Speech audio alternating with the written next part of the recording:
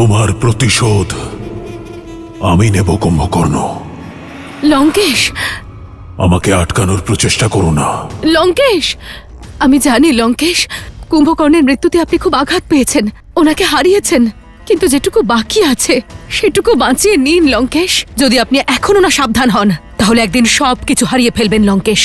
আমার পথ আটকিও না মন্দোদরী। আমার মস্তিষ্কে রক্ত উঠে গেছে। এমন যেন না হয় যে রামের পূর্বেই আমার ক্রোধের আগুনে তুমি ভস্ম হয়ে যাও। লঙ্কেশ, লঙ্কেশ একটু শুনুন। জ্ঞানের সাগর হওয়া সত্ত্বেও আপনি এতটা অজ্ঞানী কি করে হয়ে যাচ্ছেন লঙ্কেশ? যদি রাম সাধারণ কেউ হয় তাহলে অসীম শক্তি সম্পন্ন কুম্ভকর্ণকে কি করে মেরে ফেললেন উনি? একটু ভেবে দেখুন আপনি। আর একটিও শব্দ উচ্চারণ করবে না মন্দোদরী। আর একটিও শব্দ নয়, নয়তো আমি ভুলে যাব যে লঙ্কার মহারানী, মেঘনাদের মাতা আর আমার স্ত্রী তুমি। যদি তুমি এতই ভয় পেয়ে থাকো তাহলে আমি তোমাকে মুক্তি দিলাম।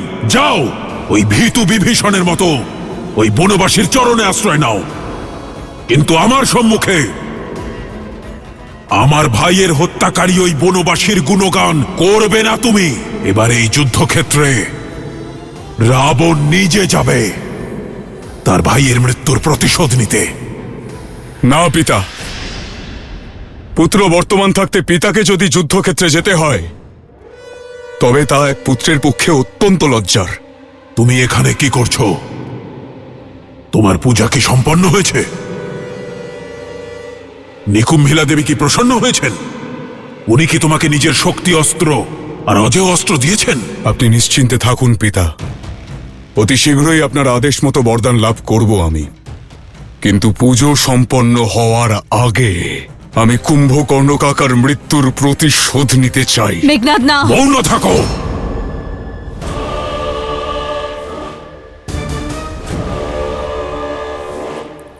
যাও, আগে নিজের পূজা সম্পন্ন করো। এই যুদ্ধ আমার। আমি বেঁচে থাকতে আর কাউকে নিজের প্রাণের আহুতি দিতে হবে না। আমি এমনটা হতে দিতে পারি না পিতা। আমি থাকতে আপনি যুদ্ধক্ষেত্রে নামবেন, এর অর্থ তো তাহলে এটাই যে আপনার পুত্র যুদ্ধের পূর্বেই পরাজিত হয়েছে।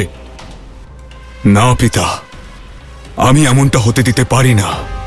না পিতা যুদ্ধভূমিতে যাবেন, আর না ভাইকে তার অনুষ্ঠান মাঝপথে ছাড়তে হবে।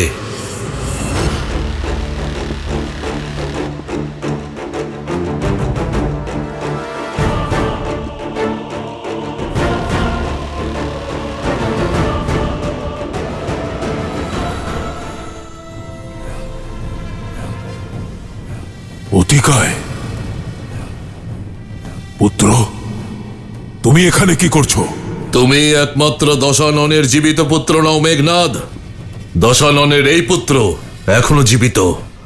আমি যাব ওই নর আর বানর সেনাদের সঙ্গে যুদ্ধ করতে।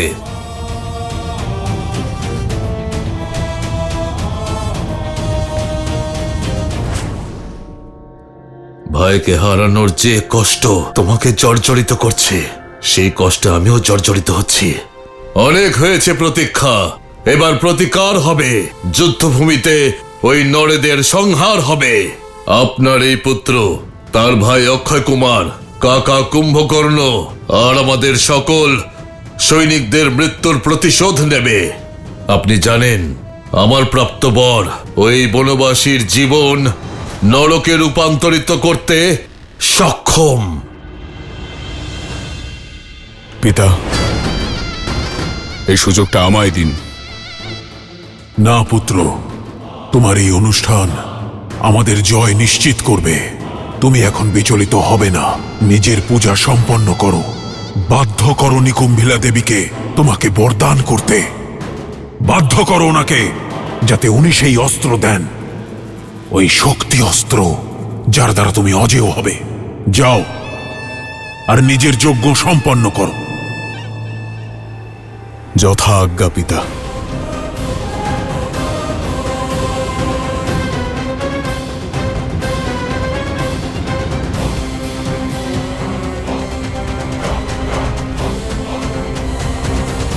আজ্ঞা দিন পিতা।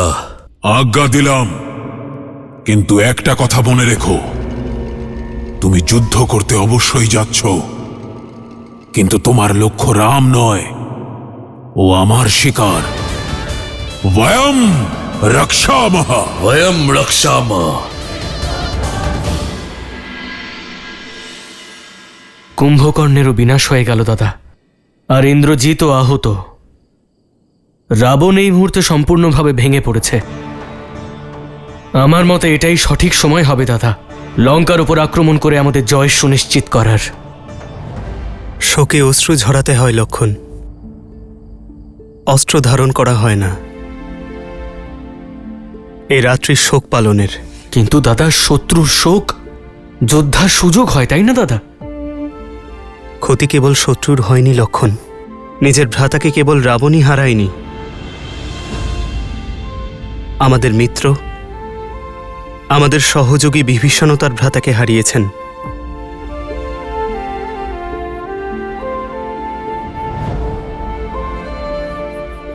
আজকের রাতে ওনার মন হালকা করতে দাও লক্ষণ, যুদ্ধ কাল হবে।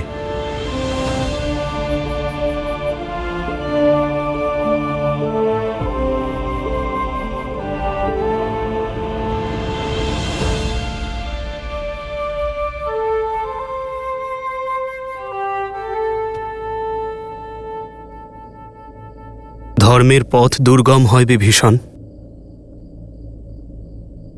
সর্বদাই তা যন্ত্রণাদায়ক হয়। আমি জানি ভাতৃবিয়োগের দুঃখ কত কষ্টকর, কিন্তু আপনি তো সেটা করেছেন বিভীষণ যা ধর্ম বলে। আপনি আপনার অধার্মিক ভ্রাতাকে সৎপথে ফিরিয়ে আনার প্রচেষ্টা করেছেন, কিন্তু তার অন্তিম চয়নের জন্য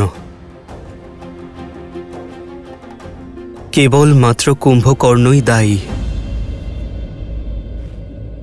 প্রভু, ভ্রাতা কুম্ভকর্ণ আমাকে ঘরের শত্রু বলেছেন। ওনার মৃত্যুর কারণ আমি প্রভু, ওনার মৃত্যুর কারণ একমাত্র আমি। সকলের মৃত্যু কর্মেরই ফল হয় বিভীষণ। আপনি তোকে উচিত অনুচিতের পার্থক্য বুঝিয়েছিলেন, আর যে অনুচিত পক্ষ চয়ন করে তার মৃত্যু সর্বদা বেদনাদায়কই হয়। কিন্তু সবথেকে ভালো বিষয় হলো এই যে শেষ পর্যন্ত কুম্ভকর্ণ সত্যিকে জেনেছে। এই লোকে যদিও তার পতন হয়েছে, কিন্তু পরলোকে সে উচিত স্থান অবশ্যই পাবে।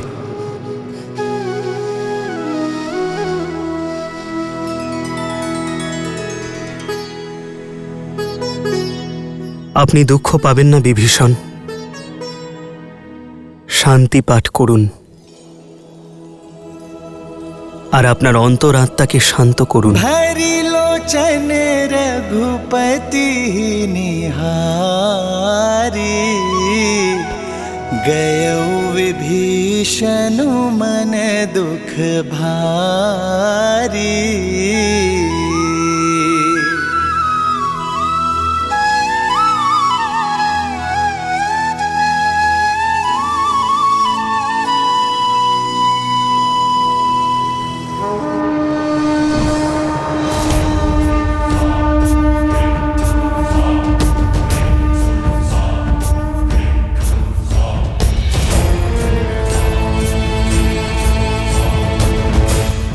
আমরা ভেবেছিলাম যে রাবণ এই সময় শোক পালন করছে, কিন্তু ও তো ওই রাতেই যুদ্ধের শঙ্খনাদ করেছে।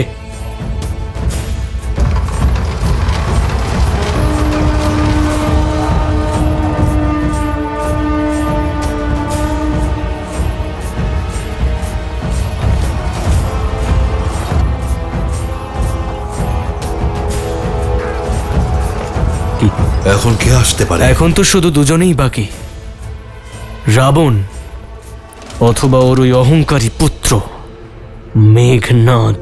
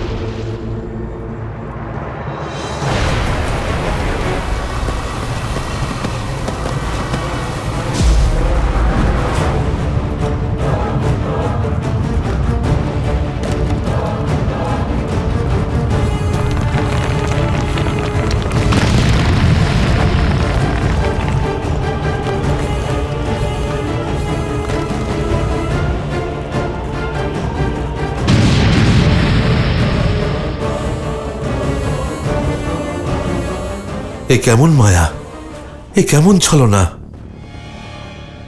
এ কি সাক্ষাৎ রাবণের আশার সংকেত, নাকি মেঘনাদের আশার?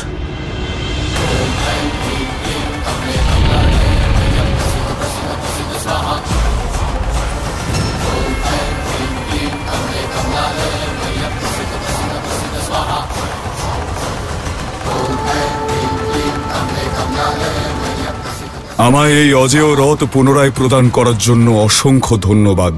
এবার এই অজেয় রথে আরোহণ করে ওই বনবাসীদের সংহার করার জন্য আমাকে শক্তি অস্ত্র প্রদান করুন। সেই অস্ত্র যার প্রতিকার না কোনো অস্ত্রের দ্বারা হবে, না কোনো শস্ত্রের দ্বারা।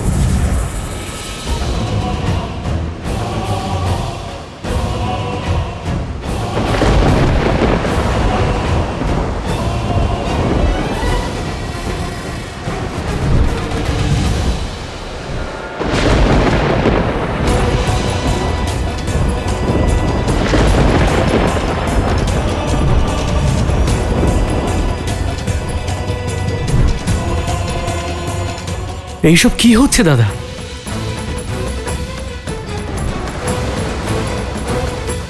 অগ্নি, জল, বায়ু, ধরার আকাশ, এগুলি পঞ্চতত্ত্বের প্রতীক। এই মায়াবী যেই হোক, পঞ্চতত্ত্বের শক্তিকে প্রত্যক্ষ করার চেষ্টা করছে।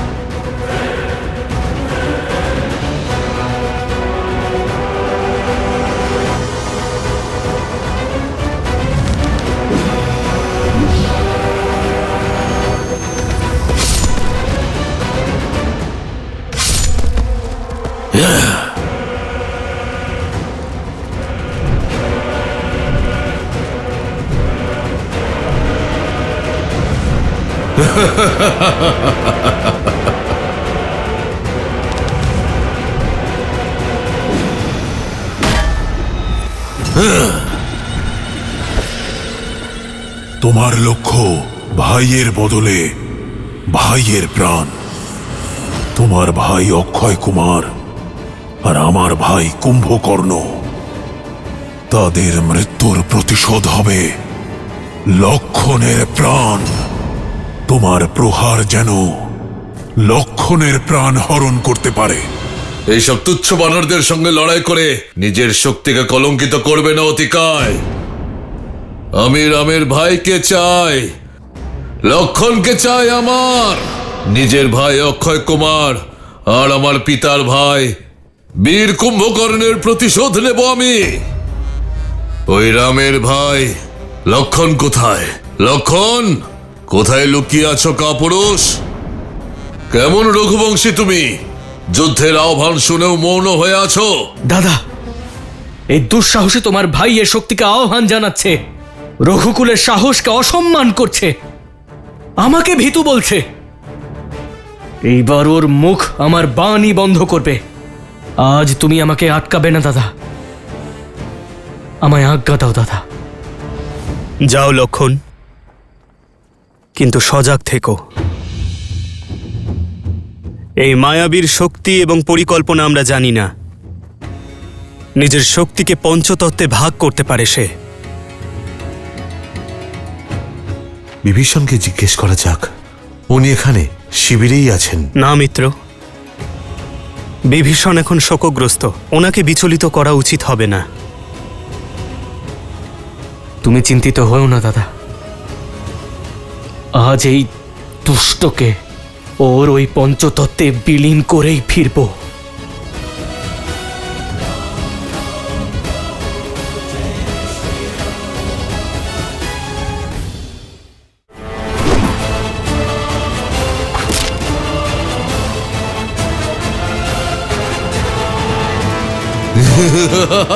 না তুমি, না তোমার এই বাণ আমার কবচের বিনাশ কেউ করতে পারবে না।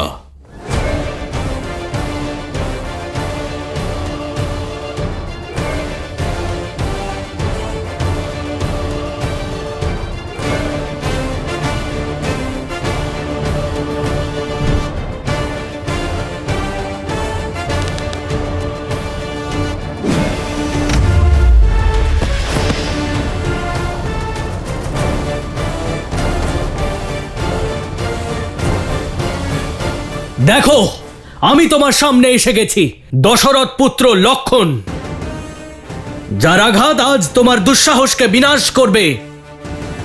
কারণ তুমি আজ আমাকে নয়, সাক্ষাৎ নিজের কালকে আহ্বান জানিয়েছ। তুমি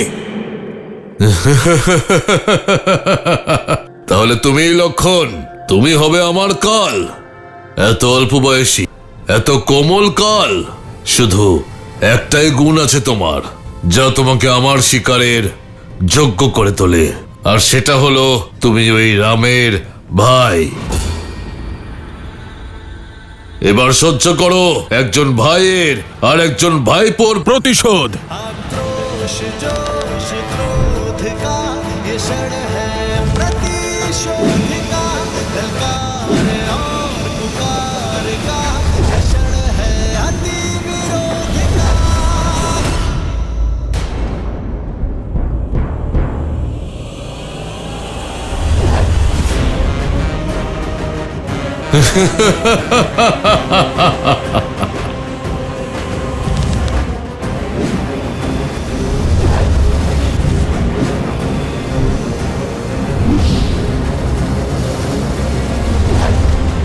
এই জন্যই বলা হয় নিজের থেকে বড় আকারের তলোয়ার তুলতে নেই। তুমি না তো আমার সঙ্গে যুদ্ধের যোগ্য, আর না আমার হাতে মৃত্যুবরণের। কিন্তু রামের ভাই হওয়ার তিক্ত ফল তোমাকেই ভোগ করতে হবে।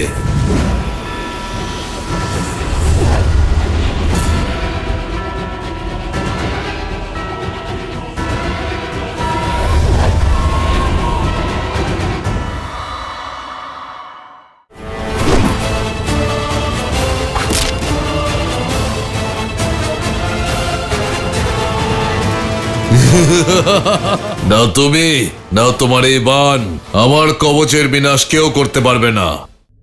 প্রভু, বানররাজ সুগ্রীব সঠিক বলেছেন। আমাদের বিভীষণ মশাইকে ডেকে ওনাকে জিজ্ঞাসা করা উচিত। আমাদের এটা জানতে হবে যে এই অতিকায়ের মায়ার প্রতিকার কি। প্রভু, তুমি কেবল গিয়ে দেখো হনুমান, যে বিভীষণ ঠিক আছেন কিনা। উনি শোকগ্রস্ত থাকলে ওনাকে সান্ত্বনা দিও, কারণ আমি ওনার কাছে নেই। যতটা প্রয়োজন আমাদের বিভীষণকে, তার চেয়ে অধিক ওনার প্রয়োজন আমাদেরকে। যাও হনুমান।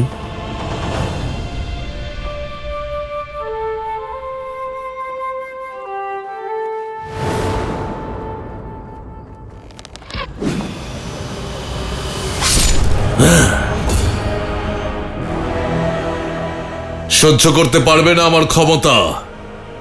স্মরণ করো নিজের কুলদেবতাকে, আর চেয়ে নাও ক্ষমা রামের ভাই হয়ে জন্ম নেওয়ার অপরাধের। যখন ওর মনোযোগ থাকবে না, তখন ওর উপর আক্রমণ করতে হবে।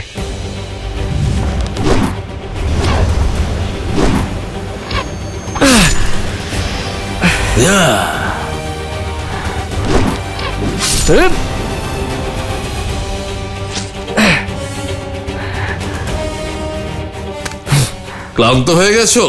তোলো তীর ধনুক, কিন্তু কোনো লাভ নেই। চালাও চালাও।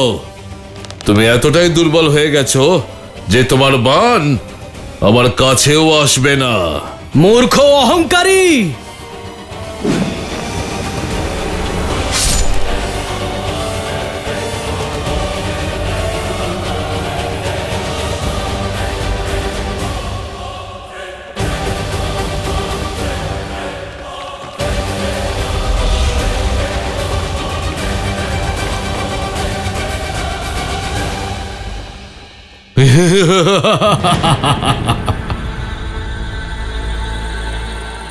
তুমি বা তোমার এই বাণ আমার কবচের কোনো ক্ষতি করতে পারবে না।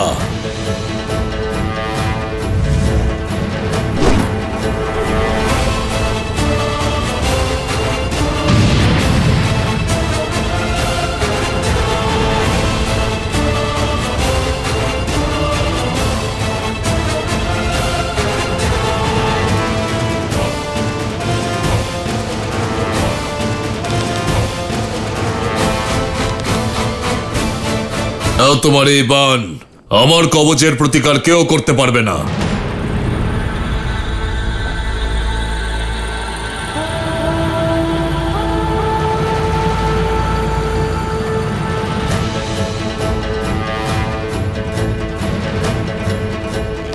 জয় শ্রীরাম।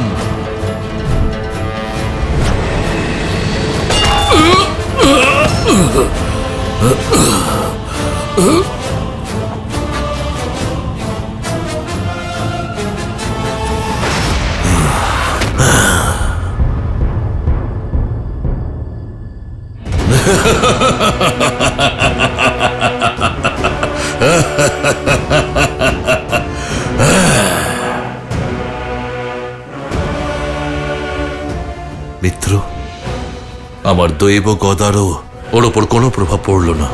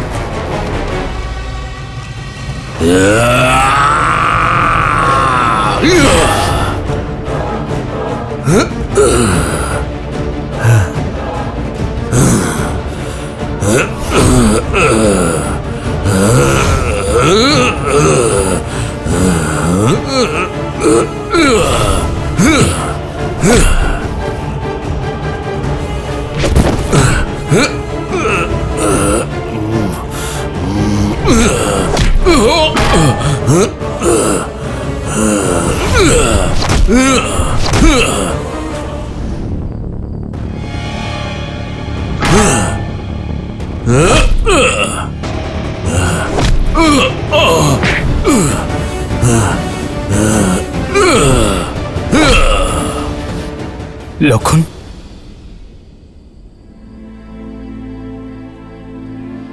প্রভু, বিভীষণ, প্রভু, আমি নিজে এখানে আসছিলাম আর পথে মহাবলী হনুমানকে পেলাম। আপনিই বলেছিলেন যে ধর্মের পথ যন্ত্রণাদায়ক হয়, কিন্তু সেই পথে এগিয়ে চলাই আমাদের কর্তব্য। তাই নিজের অন্তরাত্মাকে শান্ত করে ধর্মের কাজ করতে এসেছি। ও হলো অতিকায়।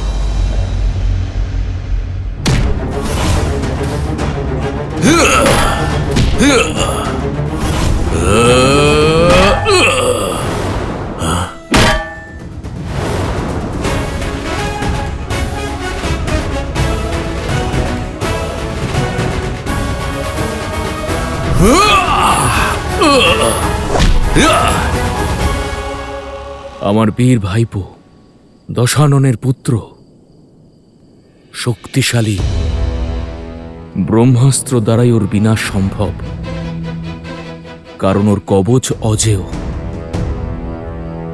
তাহলে আর কিসের অপেক্ষা দাদা? ঋষিদের দেওয়া ব্রহ্মাস্ত্র আছে আমাদের কাছে, এবার সেই অস্ত্র চালানোর আজ্ঞাও দাও দাদা। না লক্ষণ, ব্রহ্মাস্ত্র অজেয় কিন্তু মহাবিধ্বংসীও।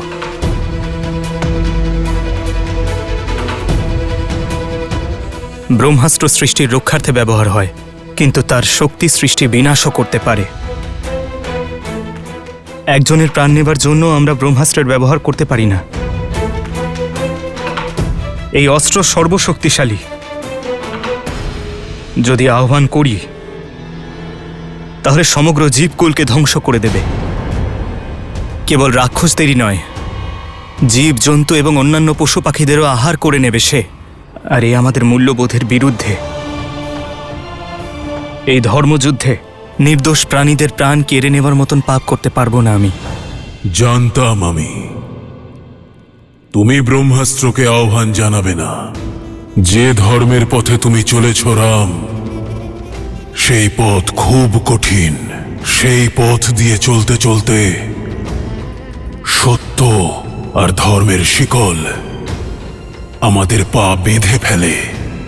আমার অতিকায়ের পায়ে এমন কোনো শিকল নেই। ও তোমার সেনাদের উপর মৃত্যুদূত হয়ে ঝাঁপিয়ে পড়বে। বিজয়ী হবে আমার অতিকায়। আর যদি তুমি নিজের মূল্যবোধ বিসর্জন দিয়ে ব্রহ্মাস্ত্রকে আহ্বান জানাও, তাহলে যে ধর্মের পথে তুমি চলেছ সেই ধর্মই তোমাকে ত্যাগ করবে। তোমার মূল্য, তোমার মাহাত্ম্য সমাপ্ত হয়ে যাবে। কোনো প্রভেদ থাকবে না রাম আর রাবণে। নিজেই নিজের সেনাদের মৃত্যুর কারণ হবে, কারণ ব্রহ্মাস্ত্রের শক্তি সবার বিনাশ ঘটাবে। দাদা, যুদ্ধে জয়লাভ করার জন্যই লড়াই করা হয়, আর এই যুদ্ধ আমরা একমাত্র ব্রহ্মাস্ত্রের সাহায্যেই জিততে পারবো। যদি এই যুদ্ধে ব্রহ্মাস্ত্র প্রয়োগ করতে আমরা না পারি, তাহলে নিশ্চিত রূপে এই যুদ্ধ আমরা হেরে যাব দাদা। আর যদি চালাই, তা আমাদের সৈন্যদেরও ধ্বংস করে দেবে। তুমি কেন বোঝার চেষ্টা করছো না দাদা? এই অতিকায় একাই আমাদের সমস্ত সেনাকে শেষ করে ফেলবে। মৃত্যু তাণ্ডব তো তখনও হবে দাদা।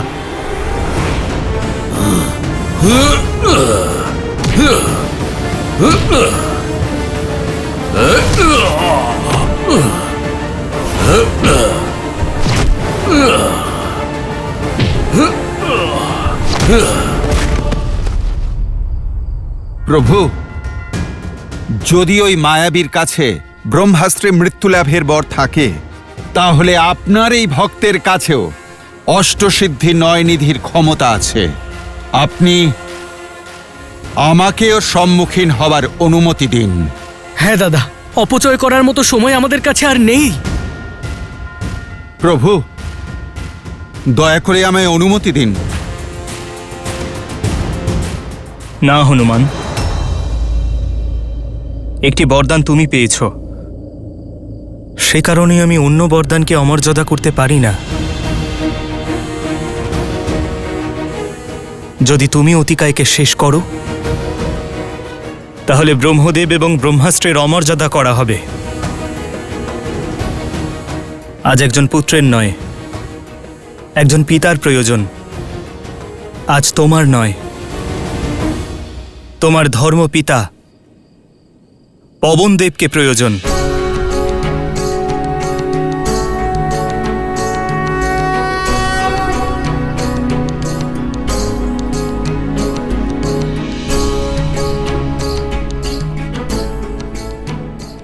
ধর্মপিতা বায়ুদেব, আপনার পুত্র আপনাকে আহ্বান জানাচ্ছে। এই ধর্মযুদ্ধে আপনাকে আমাদের প্রয়োজন। আপনি প্রকট হন।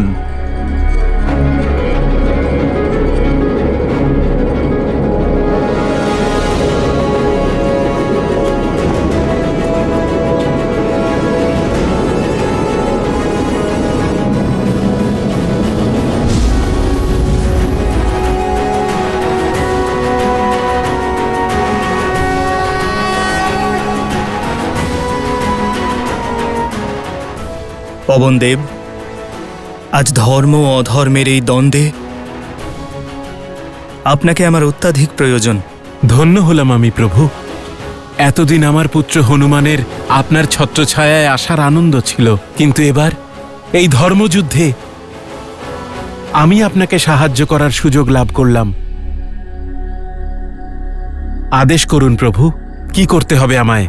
পবনদেব ও রাবণ পুত্র অতিকায়, যার প্রতিকার কেবল ব্রহ্মাস্ত্র, কিন্তু ব্রহ্মাস্ত্রের শক্তি তার তেজ সহস্র নির্দোষ প্রাণীর প্রাণ কেড়ে নেবে, এই ভূমিকে শ্মশানে পরিণত করবে। বুঝতে পেরেছি প্রভু। আপনি তো এটাই চান যে যখন ভ্রাতা লক্ষণ অতিকায়ের উপর ব্রহ্মাস্ত্র নিক্ষেপ করবে, তখন সেখানকার তাপ যেন কাউকে স্পর্শ না করে। আপনার আশীর্বাদে সবই সম্ভব হবে প্রভু।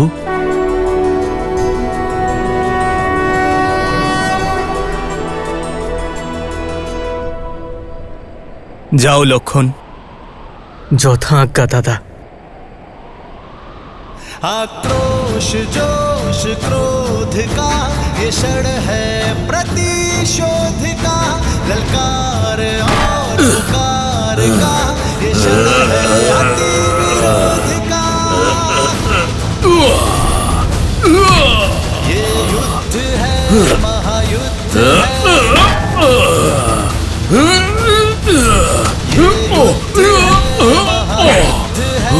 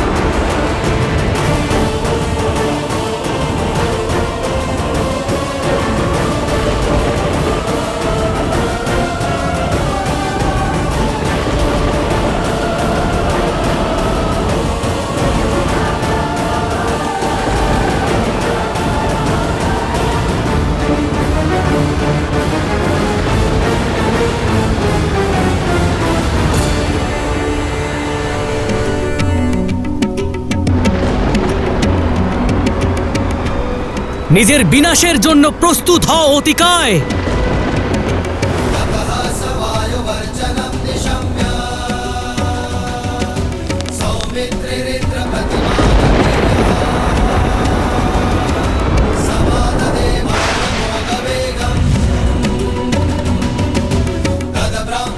ব্রহ্মাস্ত্র?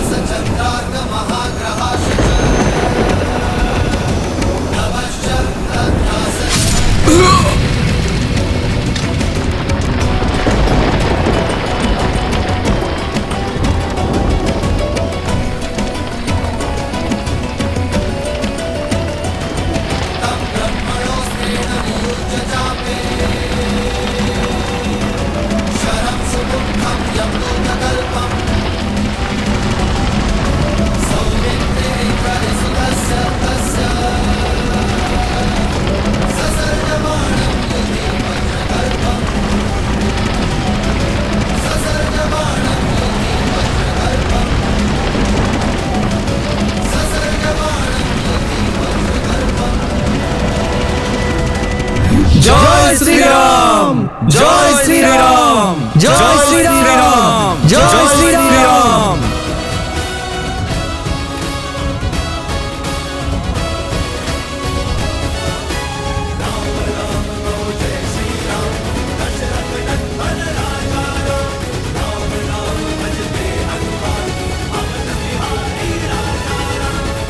অসম্ভব। ছলনা হয়েছে আমার সঙ্গে, আমার পুত্রের সঙ্গে। পবনদেব এর কর্মফলের জন্য প্রস্তুত থাকবেন। রাম, তুমি সংহারের সব পথ খুলে দিয়েছ আমার জন্য। এখন আর কোনো নীতি, কোনো নিয়ম থাকবে না, থাকবে কেবল মহাসংগ্রাম।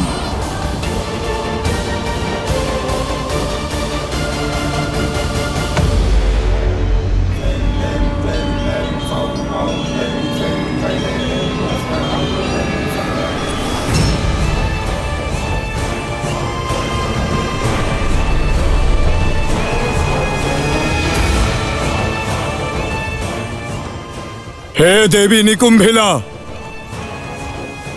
আমি এত সময় ধরে আপনার আরাধনা, আপনার তপস্যা করে চলেছি, কিন্তু তারপরেও আপনি আমার ইচ্ছে পূর্ণ করছেন না।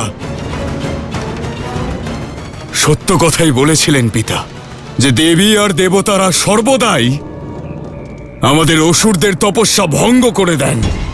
আপনিও এক দেবী, সেই জন্য দেবতাদেরই পক্ষে আপনি। আর আমাদের রাক্ষসদের বিরুদ্ধে লঙ্কেশও নিজের 10 সহস্র বৎসর আর 10টি মস্তক উৎসর্গ করে বরদান লাভ করেছিলেন, কিন্তু আমার কাছে কেবল একটি মস্তক আছে। আজ যদি সেই শক্তি অস্ত্র আমি লাভ করতে না পারি,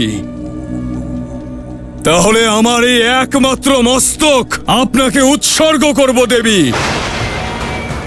আপনি যদি আপনার এই ভক্তের ইচ্ছে পূর্ণ না করেন,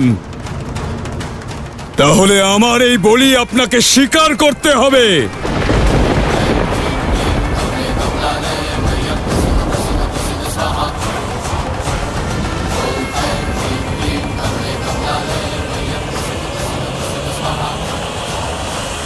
আপনার এই পুত্র আপনাকে কথা দিচ্ছে যে কাল সূর্যাস্তের পূর্বেই এই যুদ্ধ সমাপ্ত হবে, কারণ আপনার এই মেঘনাদের কাছে এখন শক্তি অস্ত্র আছে, রামের বিনাশের অস্ত্র আছে। দাঁড়াও ইন্দ্রজিৎ,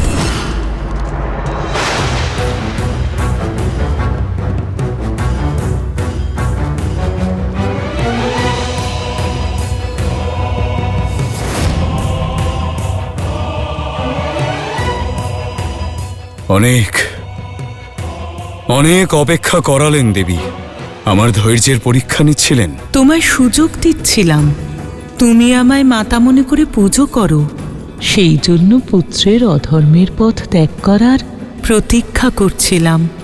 আমি তোমার তপস্যায় প্রসন্ন হয়েছি, কিন্তু মনোবাসনাতে নয়, কারণ যদি এই অস্ত্রের ব্যবহার অধর্মের জন্য হয়, তাহলে তা তোমার জীবননাশের কারণ হবে। এখন এই যুদ্ধ আমার জীবন এবং মৃত্যুর থেকে বেশি গুরুত্বপূর্ণ মাতা। আর পিতৃভক্তির কারণে যদি আমাকে আমার প্রাণও বিসর্জন দিতে হয়, তবে তাও আমার কাছে গর্বের। এখন আমার শেষ আশা ওই শক্তি অস্ত্র, যার প্রতিকার এই সংসারে কারোর কাছেই নেই। মূল্য আমায় যাই দিতে হোক না কেন, আমি ওই শক্তি অস্ত্র চাই। তথাস্তু, কিন্তু স্মরণে থাকে যেন এই অস্ত্রের প্রয়োগ কেবল একবারই করতে পারবে। এই অস্ত্রের সামনে অন্য সমস্ত অস্ত্র পরাজিত হবে। যাকে তুমি লক্ষ্য করবে তাকে এই অস্ত্র অবশ্যই আঘাত করবে, কিন্তু এই অস্ত্র আর ফিরে আসবে না। এই যুদ্ধ শেষ করতে আমার একটা প্রহারই পর্যাপ্ত। আপনি দয়া করে আর বিলম্ব না করে আমায় আপনার শক্তি অস্ত্র প্রদান করুন।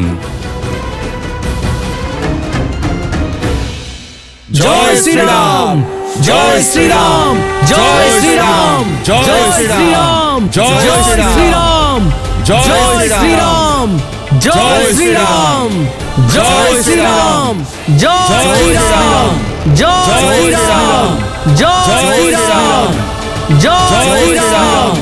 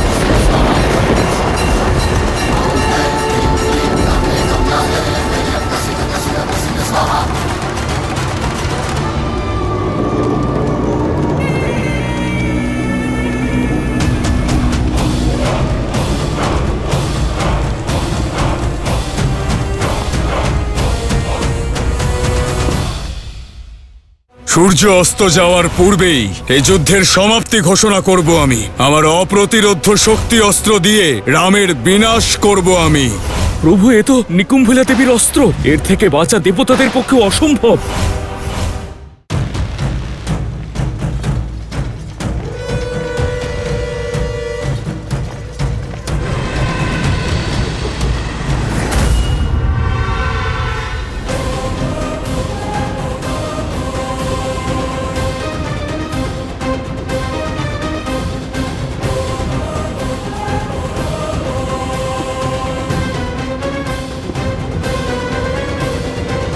পূজা সম্পন্ন হয়েছে পিতা। জয় শ্রীরাম, জয় শ্রীরাম, জয় শ্রীরাম। যুদ্ধক্ষেত্রে আমাদের শত্রুদের জয়ধ্বনি। মনে রেখো পুত্র, আমাদের বিরুদ্ধে ষড়যন্ত্র দুপক্ষ থেকে হচ্ছে। এক পক্ষ থেকে দেবতারা, আরেক পক্ষ হল লঙ্কার বিশ্বাসঘাতক বিভীষণ, যে লঙ্কার সব বীরেদের সংহারের রহস্য জানে। ওর জন্যই প্রথমে আমার কুম্ভকর্ণ, আর এখন অতিকায়।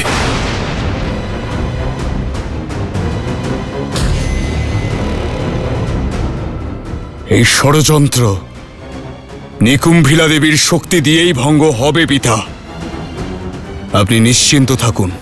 আপনার এই পুত্র আপনাকে কথা দিচ্ছে, কাল সূর্য অস্ত যাওয়ার পূর্বেই এই যুদ্ধের সমাপ্তি ঘটবে। কারণ এখন আপনার এই মেঘনাদের কাছে অপ্রতিরোধ্য শক্তি অস্ত্র আছে। রামের বিনাশ ঘটাবে সেই অস্ত্র। যাও, গিয়ে প্রতিশোধ নাও, সংহার করো ওকে। তোমার উপর আমার অনেক আশা। ওই বনবাসী আর তার মর্কট সেনাদের সংহার করো।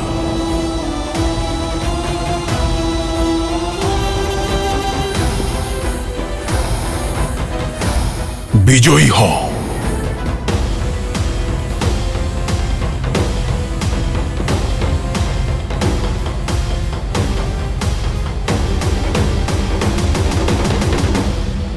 জয় শ্রীরাম, জয় শ্রীরাম, জয় শ্রীরাম, জয় শ্রীরাম।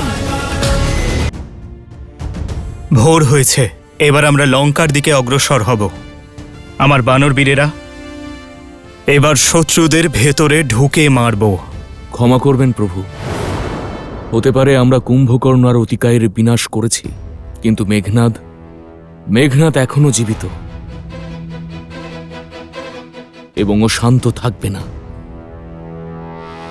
এখন আরো অধিক বিষ, অধিক শক্তি, অধিক সাহস সঞ্চয় করে প্রহার করবে। আমাদের চিন্তার থেকেও অনেক বেশি প্রহার। আর এইবার দশানন আর মেঘনাদের সমস্ত প্রহারের লক্ষ্য হবেন কেবল আপনি। সতর্ক থাকা বুদ্ধিমানের কাজ, কিন্তু শত্রুর শক্তিকে, তাদের পরবর্তী পরিকল্পনাকে ভয় পেয়ে পিছিয়ে যাওয়া যুদ্ধের সবথেকে বড় ভুল। ও নিজের লক্ষ্য ভেদ করুক, আমরা আমাদের লক্ষ্য ভেদ করব। ও অধর্মের পথে চলুক, আমরা ধর্মের পথে অগ্রসর হব। আমার বানর বীরেরা, নিজেদের স্থান গ্রহণ করো। জয় শ্রীরাম, জয় শ্রীরাম, জয় শ্রীরাম, জয় শ্রীরাম, জয় শ্রীরাম।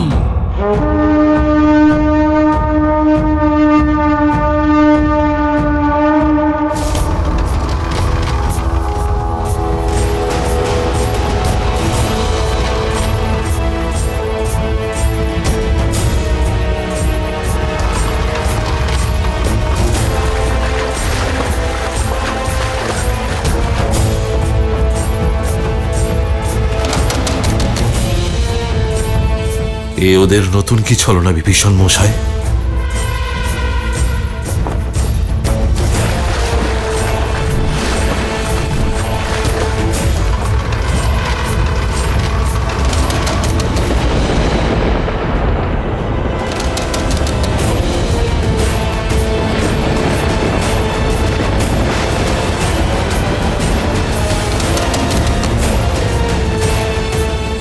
এগিয়ে চলো বীরেরা।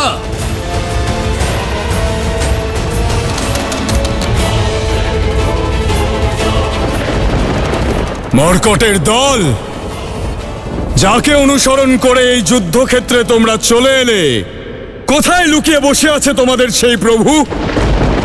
তোমাদের মতো নিষ্পাপ বানরদের এভাবে মৃত্যুর মুখে ঠেলে দিয়ে কোথায় বসে সে জীবনের আনন্দ উপভোগ করছে?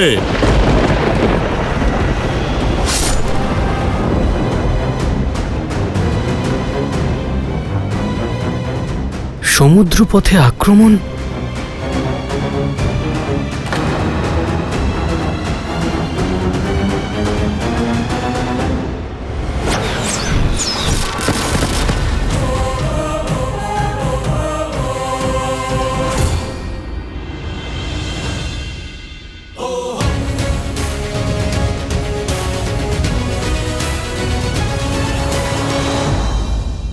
নিজের স্ত্রীকে লঙ্কেশের ছত্রছায়ায় ফেলে রেখে কোথায় ঘুরে বেড়াচ্ছে তোমাদের প্রভু? রাম, সামনে এসো। লুকিয়ে কোনো লাভ হবে না। সামনে এসো আর সাক্ষাৎ করো নিজের মৃত্যুর সঙ্গে, এই মেঘনাদের সঙ্গে। সাক্ষাৎ কালের অপর নাম। যুবরাজ মেঘনাদ পৌঁছে গেছেন যুদ্ধক্ষেত্রে। গতবার যুবরাজের নাগপাশ থেকে বেঁচে গেছে, তাও দেবতাদের ছলনার কারণে। কিন্তু এখন দেবী নিকুম্ভিলার মহাশক্তি অস্ত্র যুবরাজের কাছে আছে। এবারে রামের পক্ষে বাঁচা অসম্ভব। মেঘনাদের শক্তি আর মহাশক্তি অস্ত্রের শক্তি তো সমগ্র ব্রহ্মাণ্ডকে শেষ করে দিতে পারে। মেঘনাদ স্বয়ং যে অস্ত্রকে অর্জন করেছেন, তাকে বিফল করার শক্তি কারোর কাছে নেই। তার লক্ষ্য নির্ধারিত আর নিশ্চিত। আমি বলতে বাধ্য হচ্ছি, রামের জীবনে এবার চরম বিপদ ঘনিয়ে আসবে।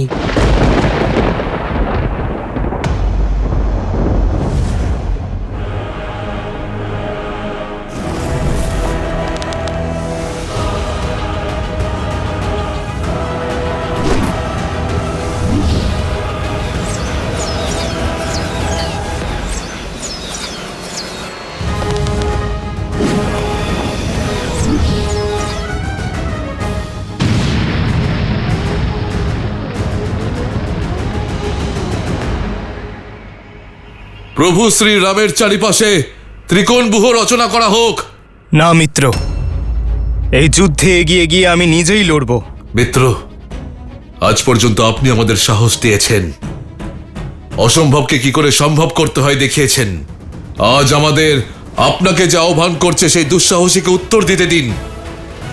ওই মেঘনাদেরও জানা প্রয়োজন যে শ্রীরামের সেনা ওকে শ্রীরামের কাছে পৌঁছতে দেবে না। না মিত্র, নীতি অনুযায়ী আপনাকে সুরক্ষা দেওয়া আমাদের ধর্ম। আমরা আপনার ওপর কোনো বিপত্তি আসতে দিতে পারি না। হ্যাঁ প্রভু, আজ্ঞা দিন।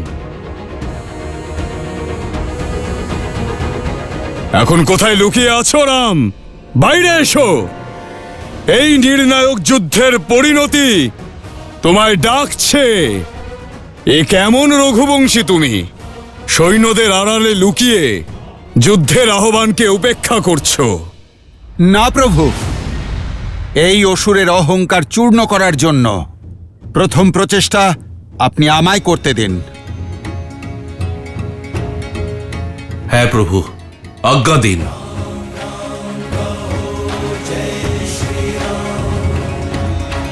राम राम कहो जय श्री राम, दशरथ नंदन राजा राम। राम नाम भजते हनुमान, अवध बिहारी राजा राम।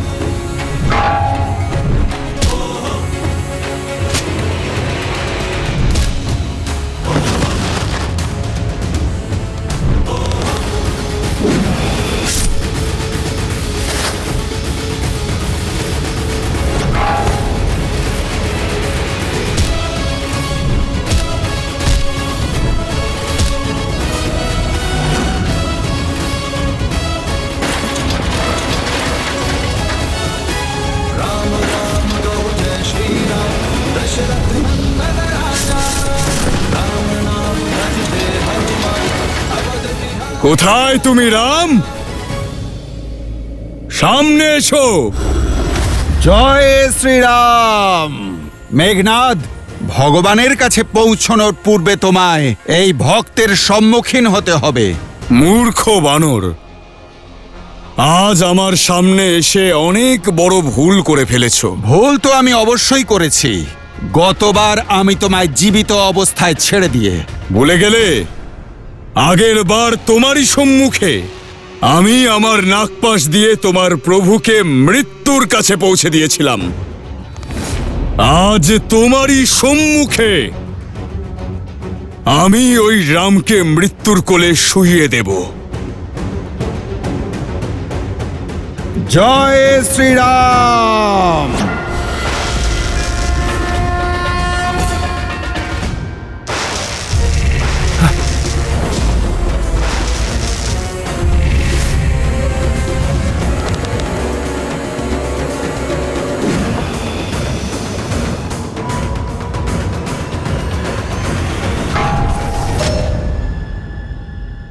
আজ তোমাদের জন্য নষ্ট করার মতো সময় নেই আমার হাতে। সূর্যাস্তের পূর্বেই এই যুদ্ধের সমাপ্তি ঘোষণা করব আমি। আমার অপ্রতিরোধ্য শক্তি অস্ত্র দিয়ে ওই রামের বিনাশ ঘটাবো আমি।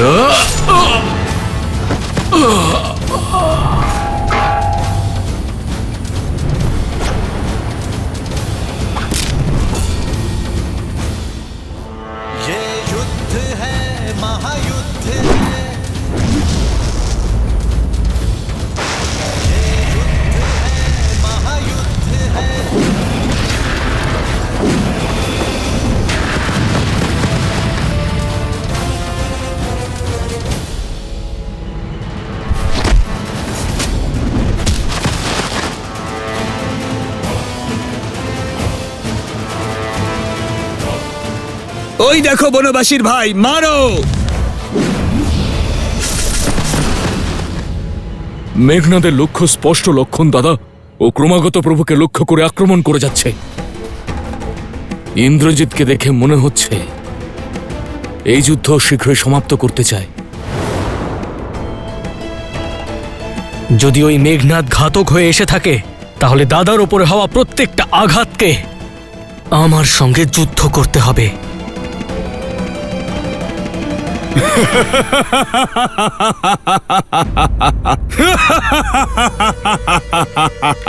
দেখো রাম, কতটা একা তুমি।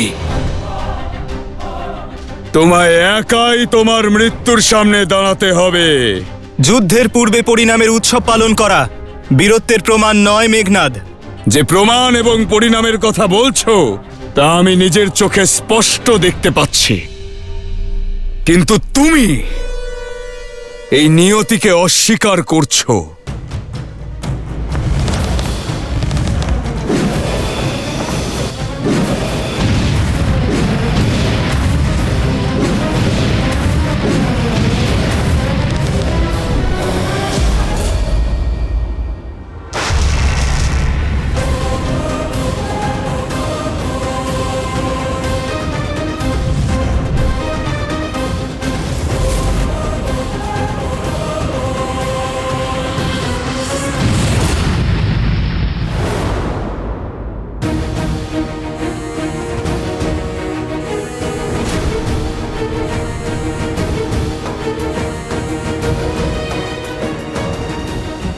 দাদা, এই দুষ্টই আমাদের ওপরে নাগপাশ চালিয়েছিল।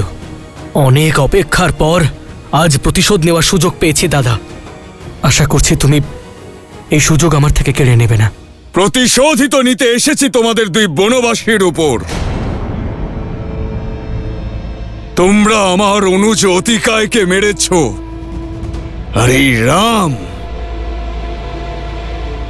আমার কাকা কুম্ভকর্ণকে হত্যা করেছে। আজ তোমাদের দুজনকে বধ করব আমি।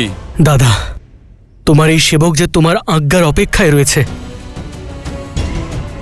আমার ধমনীতে প্রবাহিত রক্ত এই দুষ্টকে মৃত্যু শয্যায় শায়িত করার জন্য ব্যাকুল হয়ে উঠেছে। যত শীঘ্র সম্ভব আমায় আদেশ দাও দাদা। ঠিক আছে লক্ষণ, কিন্তু যুদ্ধের শক্তির চেয়ে ধৈর্য গুরুত্বপূর্ণ, এ কথা মনে রেখো। যাও।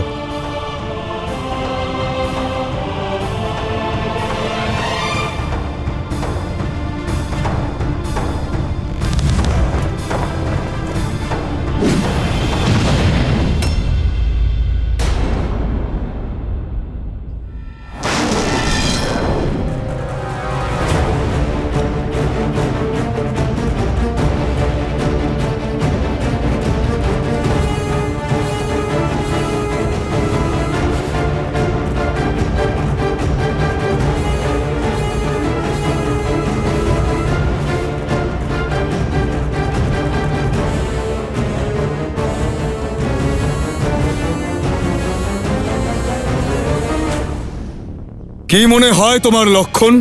আমাদের দুজনের মধ্যে এসে তুমি তোমার দাদাকে বাঁচাতে পারবে? যদি যুদ্ধনীতি মেনে চলতে, তাহলে এর উত্তর আমার দাদাই দিতেন তোমায়। কিন্তু তুমি তো ভীতু হওয়ার সমস্ত সীমাই লঙ্ঘন করে ফেলেছ। যদি এতই ভয়ভীত হও, তাহলে এই যুদ্ধভূমিতে তুমি কি করছো? এই লুকোচুরি খেলার জন্য লঙ্কায় তুমি আর কাউকে পেলে না? আমার দাদা একজন গম্ভীর ব্যক্তিত্বের যোদ্ধা। উনি বালকের সাথে ক্রীড়া করায় রুচি রাখেন না, কিন্তু ওনার এই অনুজ তোমাকে তোমার ক্রীড়ার স্বাদ অবশ্যই পাইয়ে দেবে। এসো, তোমাকে তোমার খেলাতেই হারাবো। ঠিক আছে বালক, তাহলে আমি প্রথমে তোমাকেই শেষ করব। তোমার জন্য ছলনা বা মায়া নয়, এই ইন্দ্রজিতের শক্তি যথেষ্ট। এবার প্রথমে তোমায় সংহার করব, আর তারপর এই রামের উপরে প্রহার। তোমাদের দুই বনবাসীর মস্তক ছেদন করে আমি আমার পিতাকে উপহার দিতে চাই।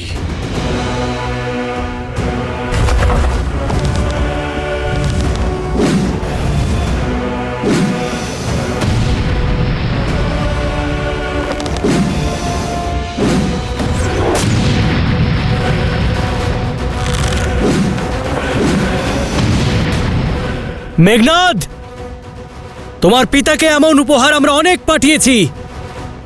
প্রথমে অক্ষয় কুমার, তারপর কুম্ভকর্ণ, অতিকায়, আর খুব শীঘ্র তুমিও যেতে চলেছ। আচ্ছা, একটা কথা বলো, তোমার পিতা দশানন চিতা জ্বালাতে জ্বালাতে ক্লান্ত হন না? এইবার কার চিতা জ্বলবে সেটা তো সময়ই বলে দেবে বালক। সাবধান!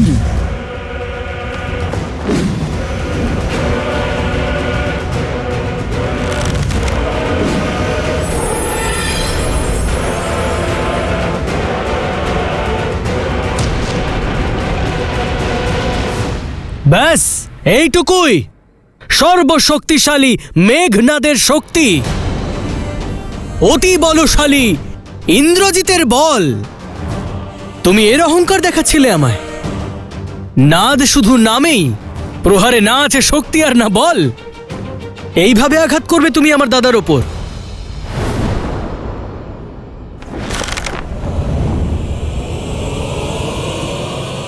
অগ্নি অস্ত্র!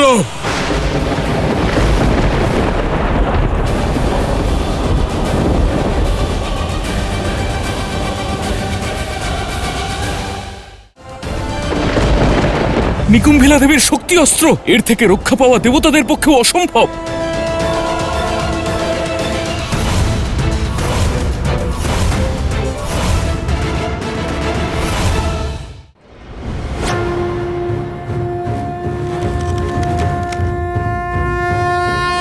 বরুণাস্ত্র।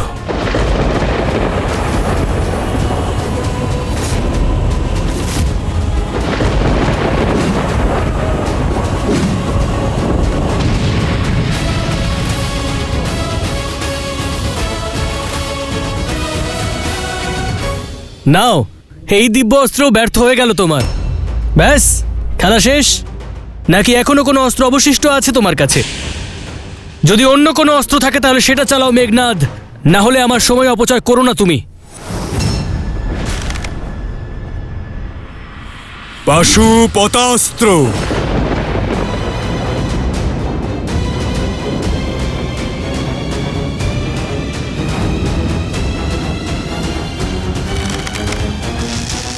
नारायणास्त्र।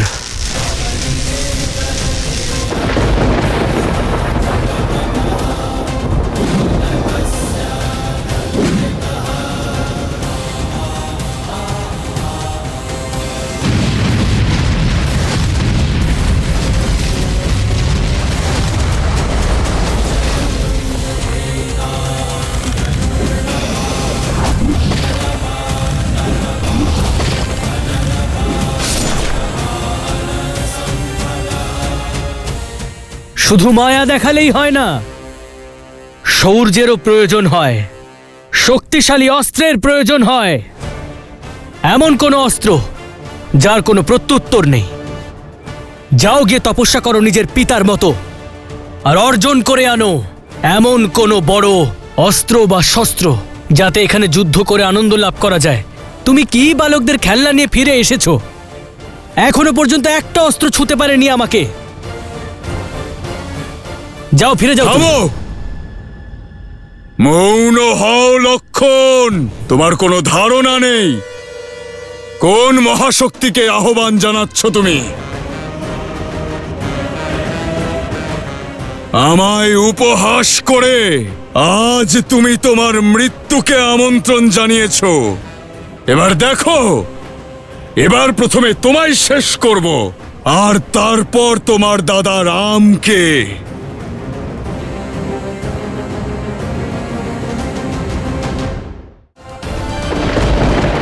নিকুম্ভিলা দেবীর শক্তি অস্ত্র, এর থেকে রক্ষা পাওয়া দেবতাদের পক্ষেও অসম্ভব।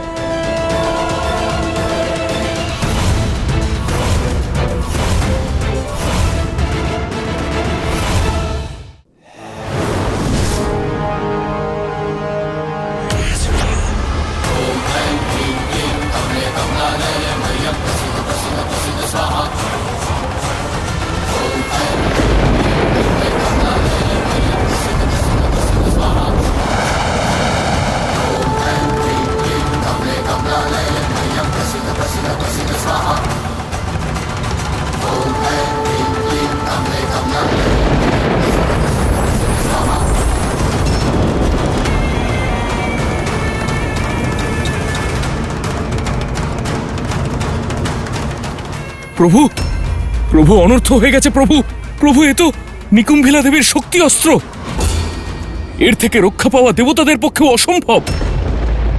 এ হলো সেই শক্তি অস্ত্র যার প্রতিকার সমগ্র ব্রহ্মাণ্ডে কারোর কাছে নেই। এটা এতটাই ঘাতক এবং অমোঘ যে এমন কোনো অস্ত্রের অস্তিত্বই নেই যা এর প্রত্যুত্তর দিতে পারে। এটা সর্বদা নিজের লক্ষ্য ব্যর্থভাবে ভেদ করে। আজ তোমার মৃত্যু তোমার সামনে দাঁড়িয়ে আছে লক্ষণ। নিজের ইষ্ট দেবতাকে স্মরণ করো। আজ তোমার বিনাশ নিশ্চিত।